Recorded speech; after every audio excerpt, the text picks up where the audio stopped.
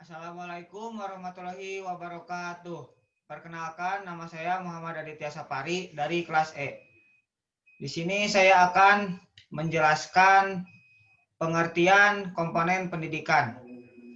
Komponen merupakan bagian dari suatu sistem yang dimiliki peran dalam keseluruhan berlangsungnya suatu proses untuk mencapai tujuan komponen. Pendidikan adalah bagian-bagian dari sistem proses pendidikan. B. Komponen pendidikan. 1. Tujuan pendidikan. Semua aktivitas haruslah memiliki tujuan yang hendak dicapai. Tujuan pendidikan memiliki kedudukan yang amat penting. Tujuan pendidikan juga merupakan komponen yang amat vital. Selanjutnya saya akan menjelaskan tentang tujuan pendidikan dibedakan menjadi 6 macam. 1.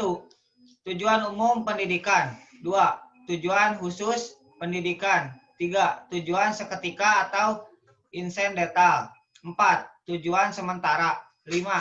Tujuan tidak lengkap. Dan yang terakhir yaitu 6. Tujuan pelantara atau intermedier. Sekian dari saya. Saya dari kelompok 6. Wassalamualaikum warahmatullahi wabarakatuh. Om Swastiastu, salam kebajikan. Stop. Stop. Kayak dipotong bisa. Assalamualaikum warahmatullahi wabarakatuh. Perkenalkan, nama saya Risti Angelio Indonesia Midan. Saya dari kelompok 6. Saya akan melanjutkan dari Aditya setelah Aditya.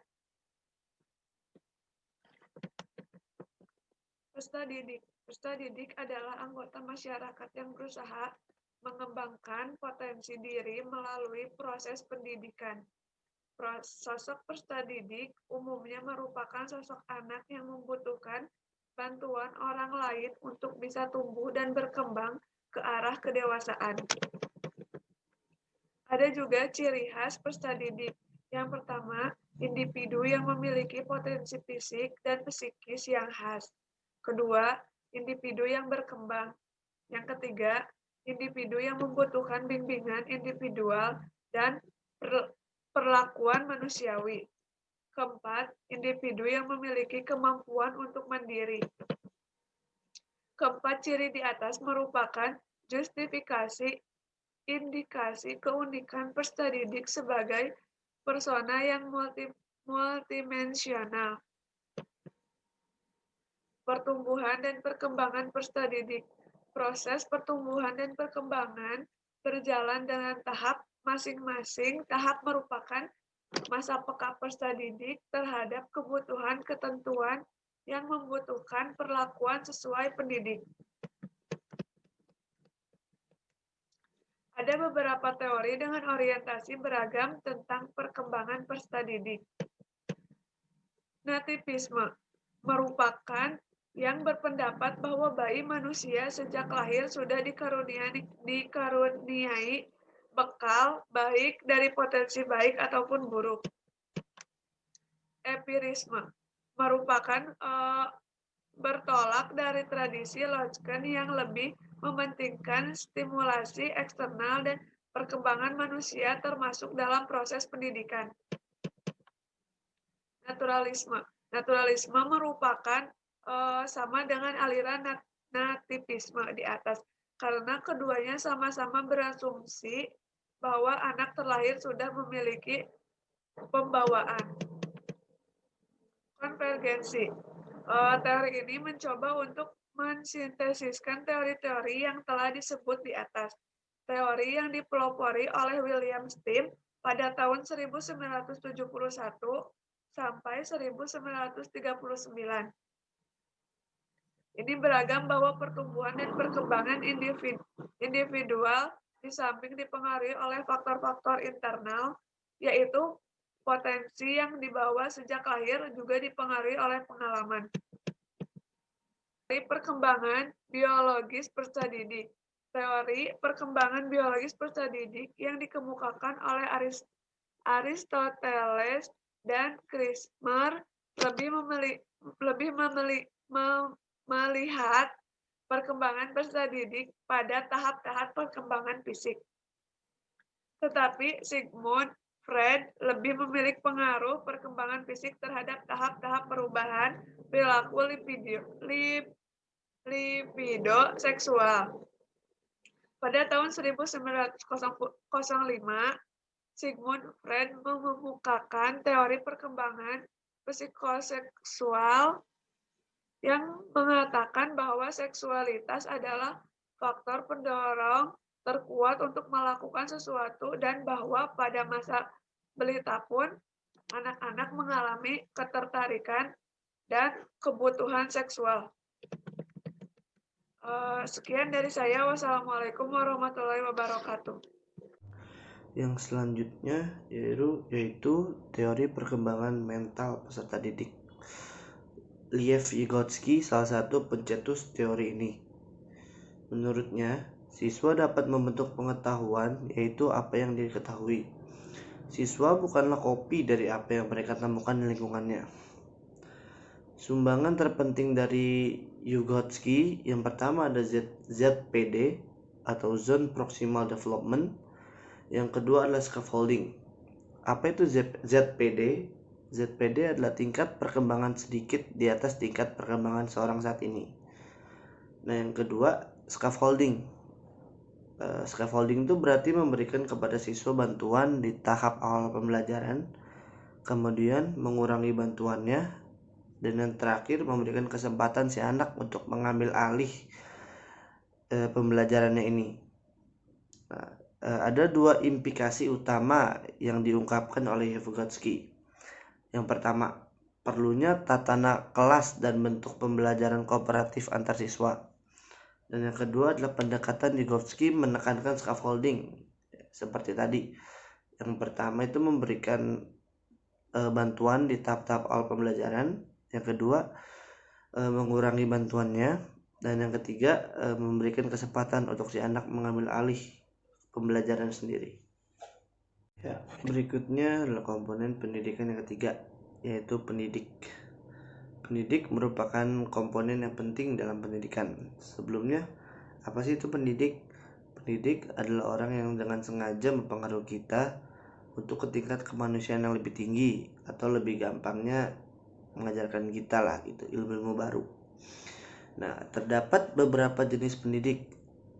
Ada 3 contohnya, yaitu pertama guru, pendidik di sekolah, orang tua, pendidik di rumah, dan orang dewasa atau pemimpin, itu pendidik di lingkungan masyarakat.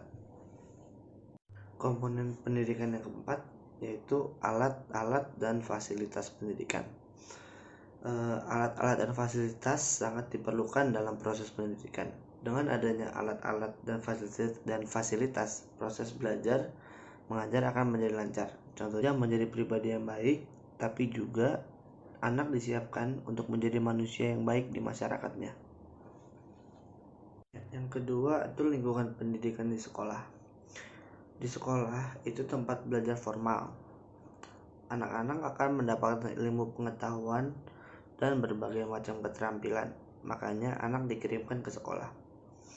Dasar tanggung jawab sekolah akan pendidikan itu yang pertama adalah tanggung jawab formal kelembagaan, yang kedua tanggung jawab keilmuan, yang ketiga adalah tanggung jawab fungsional. Nah, fungsi sekolah tuh apa aja sih? Nah, sekolah itu melatih anak-anak memperoleh kecakapan-kecakapan seperti baca, tulis, dan hitung. Dan yang kedua, dari sekolah memberikan pelajaran etika, keagamaan, moral, dan juga estetika. Nah, untuk fungsi sekolah lainnya bisa dibaca sini. Yang selanjutnya itu lingkungan pendidikan di masyarakat. Lingkungan pendidikan di masyarakat memiliki cakupan yang lebih luas dari 2 yang sebelumnya. Pada lingkungan pendidikan masyarakat, anak akan belajar menjadi learning society atau masyarakat yang suka belajar atau masyarakat pembelajar. Bisa belajar mengamati seseorang, mencontoh perilaku baik dari seseorang, dan juga menjauhkan perilaku buruk dari seseorang. Contohnya seperti adanya ruang kelas, lapangan, laboratorium, kantin, perpustakaan, dan masjid. Penggunaan alat-alat sangat dipengaruhi oleh pemakainya. Itu bisa menjadi baik dan buruk. Hal-hal yang harus diperhatikan dalam memilih alat-alat pendidikan, yang pertama adalah tujuan. Tujuan apa sih yang ingin dicapai dengan alat itu? Terus yang kedua, siapa sih yang bakal menggunakannya? Yang ketiga, terhadap siapa sih alat itu digunakan? Dan keempat, alat mana aja nih yang tersedia dan bisa digunakan. Komponen pendidikan yang kelima yaitu metode pendidikan. Pendidik harus mampu menguasai kelas dan membuat suasana belajar menjadi nyaman.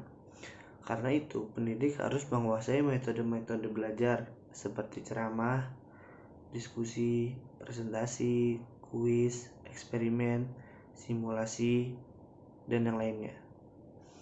Yang selanjutnya adalah komponen pendidikan yang keenam, yaitu isi pendidikan. Isi pendidikan memiliki keterkaitan erat dengan tujuan dari pendidik.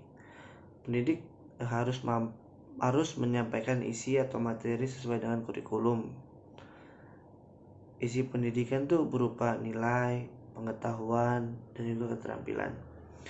Kalau isi pengajaran tuh yang pertama pengetahuan atau teorinya, dan yang kedua itu keterampilan atau prakteknya.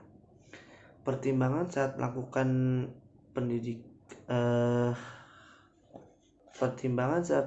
pendidikan yaitu pertama isi atau materi, yang kedua urgensi materi, yang ketiga nilai praktis, yang keempat sesuai tuntunan kurikulum, dan yang kelima memberikan sumber materi kepada siswa.